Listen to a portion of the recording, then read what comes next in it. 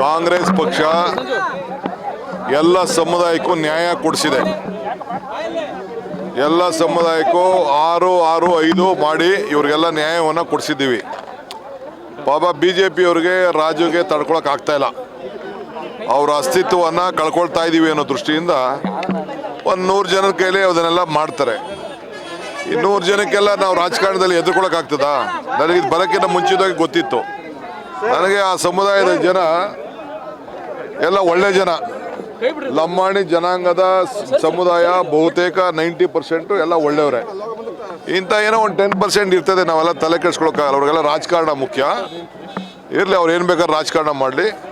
ನಾವು ಈ ಸಮುದಾಯದ ಬದುಕಿಗೋಸ್ಕರ ನಾವೇ ಈ ಸಮುದಾಯವನ್ನು SCಗೆ ಸೇರಿದಂಥವ್ರು ಕಾಂಗ್ರೆಸ್ ಪಕ್ಷ, ಸಮುದಾಯಕ್ಕೆ ಅಭಿವೃದ್ಧಿ ನಿಗಮ ಕೊಟ್ಟವ್ರು ಕಾಂಗ್ರೆಸ್ ಪಕ್ಷ.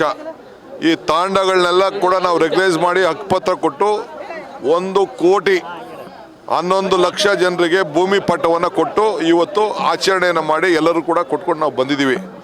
ಇದನ್ನು ಮುಂದುವರ್ಸ್ಕೊಂಡು ಹೋಗ್ತೀವಿ. ಈ ಜನ ಒಳ್ಳೆ ಜನ, ನಾವು ಅವ್ರ ಪರವಾಗಿ ಯಾವಾಗಲೂ ಇರ್ತೀವಿ.